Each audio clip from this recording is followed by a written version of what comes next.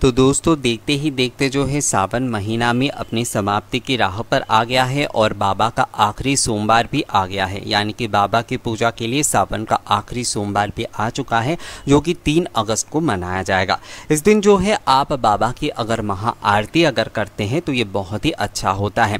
वैसे जो लोग जो अभी से मतलब पूरे सावन महीने जिन्होंने बाबा का व्रत किया है या फिर सोमवार की पूजन की है, शिवरात्रि की पूजन की है, माँ मंगला गौरी की पूजन की है, वो तो बाबा की पूजा करते ही हैं और वो इस सोमवार भी करेंगे। पर जो लोग पूरे सावन महीने नहीं कर पाए हैं और उनके मन में किसी भी प्रकार का हिचक है कि हम इस सावन के महीने में जो है बाबा की आराधना नहीं कर पाए पूरी तरीके से, तो वो आखिरी सोमवार यानी कि इस सोमवार को जो है ना अपने उस मनोकामना के साथ हो या फिर ऐसे ही अगर वो पूजा करना चाहते तो वो बाबा की पूजा करके बाबा से आशीष प्राप्त कर सकते। कहते कि पूरे सावन महीने अगर आप नहीं कर पाते तो सावन के आखिरी सोमवार को पूजा करने से भी आपको उसका फल मिल जाता है। यानी कि पूरे सावन भर जो पूजा करने का फल होता है वो आपको मिल जाता है दोस्तों।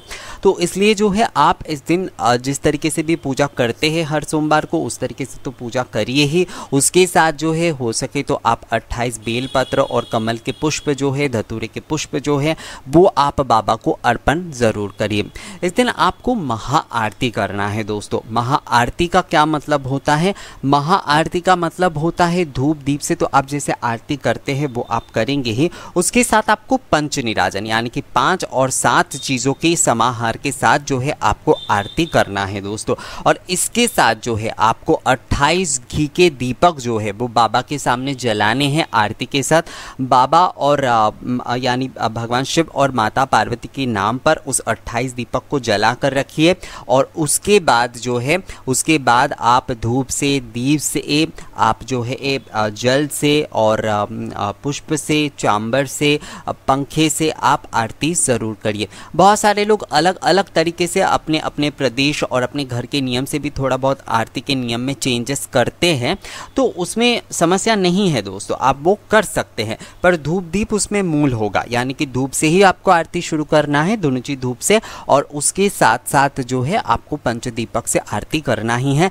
महा आरती में कोशिश करें जितने भी दीपक आप जलाएंगे वो घी के ही दीपक हो। वो तेल के दीपक अगर आप इस दिन नहीं जलाते, ऐसे तो अगर जलाते हैं तो उसमें ऐसा कुछ नहीं है कि वो गलत हो जाएगा, पर अगर आप इस दिन घी के दीपक जला पाते, क्योंकि सावन का आखिरी सोमवार है, बाबा की आप थोड़ा विशेष पूजा कर रहे हैं, तो उसमें अगर घी के दीपक जलाकर ही बाबा की आरती पूजन करेंगे तो ये बहुत ही ज़्यादा अच्छा रहेगा दोस्तों।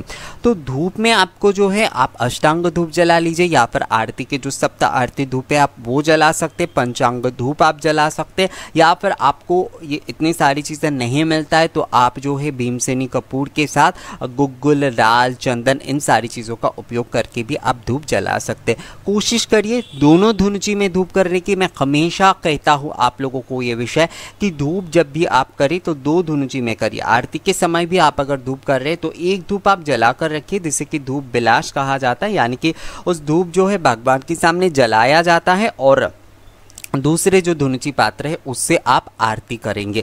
तो इस तरीके से अगर आप कर पाते हैं, मतलब 2 धुनुची का इस्तेमाल अगर आप कर पाते तो बहुत ही अच्छा है। पर अगर नहीं कर पाते हैं 2 धुनुची का इस्तेमाल तो ठीक है, आप 1 धुनुची में ही जो है ना आप आरती कर सकते हैं और उसमें ही धूप निवेदन वगैरह यानी पूजा के जो धूप निवेदन अर्चन ये सब कुछ जो है वो आप करिए और उसके साथ साथ उसी धुनुची में जो है आप आरती करिए। तो विषय जो इम्पॉर्टेंट है वो ये है कि आरती आपको करना है धुनुची धूप जलाकर ही। आप वहाँ पर जो है ना अगरबत्ती या धूप बत्ती का प्रयोग बिल्कुल मत करिए दोस्तों। तो महा आरती में आपको धूप दीप से आरती करना है, आपको वो जलपूर्ण शंख से आरती करना है। पर ध्यान आपको रखना है कि जलपूर्ण शंख में अगर आपके पास तांबे का शंख है या फिर पीतल का शंख है तभी आपको उस शंख से आरती करना चाहिए। आपको कभी भी जो है जो नॉर्मल शंख मिलता है उससे आपको बाबा की आरती नहीं करना है। अगर आपके पास नहीं है तो कोई बात नहीं, आप जो है धूप दीप से आरती कर लीजिए, उसके बाद पुष्प से आरती करिए, उसके बाद पंखे या चांबर से आप आरती कर सकते हैं दोस्तों। पर नॉर्मल जो शंख होता है उससे आपको बाबा की आरती नहीं करना है, इस बात को आपको ध्यान में रखना है। अगर आप चाहे तो अपने घर में भी जो है मतलब घर के अलग अलग रूम में जो है आप दीपक और धूप जलाकर रख सकते हैं इस दिन। इससे क्या होता है आपके पूरे घर में ना पॉजिटिव ऊर्जा जो है वो बहुत ज़्यादा बढ़ जाता है। तो आप अगर घर को साफ़ सुथरा करके जो है धूप दीप जलाकर अपने कमरों में रखेंगे और उसके साथ जो है आप सुबह और शाम की आरती विशेषकर करेंगे तो ये बहुत ही अच्छा होता है। महाआरती में आपको यही विषय बस ख्याल रखना है कि बाबा को आपको 28 जो बेलपत्र है वो कम से कम आपको चढ़ाना है।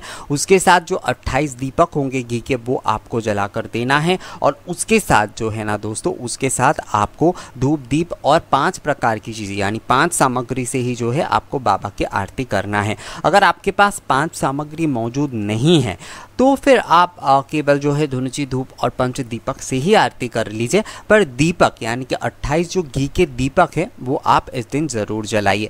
ये क्या होता है दोस्तों कि हमने पूरे महीने भर हमने व्रत किए हैं, हमने नॉर्मली जैसे पूजा किए, बहुत सारे लोग व्रत नहीं करते, वो नॉर्मली सोमवार की पूजा ही करते हैं। तो आपने व्रत किए हैं, आपने पूजा की है, इस आखिरी सोमवार को आप बाबा की थोड़ा विशेष सेवा कर रहे हैं। तो इसलिए जो है ये 28 घी के दीपक जो है वो हम बाबा के सामने जलाएंगे और उसके बाद जो है हम आरती करेंगे। मैं इसी तरीके से करता हूँ दोस्तों, तो मैंने आपको इसी विषय को बताया कि मैं जिस तरीके से करता हूँ। अब हो सकता है कि आपके परिवार के इसमें कुछ और नियम होंगे तो आप उस नियम के साथ भी इसे जोड़कर कर सकते हैं, यानी कि 28 जो घी के दीपक जलाकर जो है उसके साथ आरती करके जो है आप अपने परिवार के अगर कुछ और नियम हैं तो उसे भी इसके साथ जोड़कर कर सकते हैं। वैसे भोग लगाने के विषय में भी एक सवाल आता है कई समय, क्योंकि ये आखिरी दिन होता है यानी सावन के आखिरी सोमवार है, तो इस दिन किस तरीके से बाबा को भोग लगाए। तो बाबा तो देखिए दोस्तों भोले भंडारी है, तो आप जो भी श्रद्धा से उन्हें चढ़ाएंगे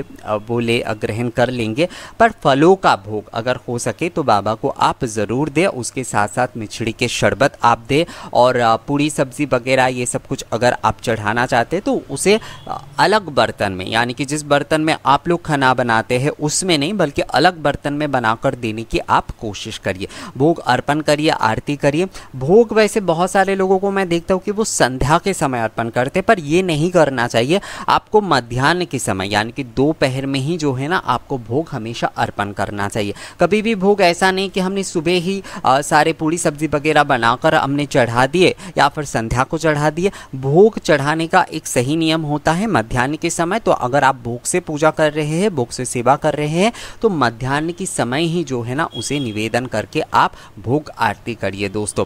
तो इसी तरीके से जो है आपको सावन के आखिरी सोमवार में महाआरती करना है और महाआरती में आपको धूप दीप के साथ और 5 सामग्रियों को शामिल करना है और विशेषकर जो है आपको 28 घी के दीपक जलाकर जो है भगवान शिव और माता पार्वती को अर्पण करना है। इस बात को आप जो है थोड़ा ध्यान में रखिए और भगवान की सेवा करिए, बाबा की सेवा करिए, बाबा से प्रार्थना करिए और अपना पूरा जो सावन महीने का आपने जो भी पूजा की है और जो भी व्रत किए हैं वो सब कुछ जो है इस आरती के माध्यम से बाबा को जो है समर्पण कर दीजिए दोस्तों।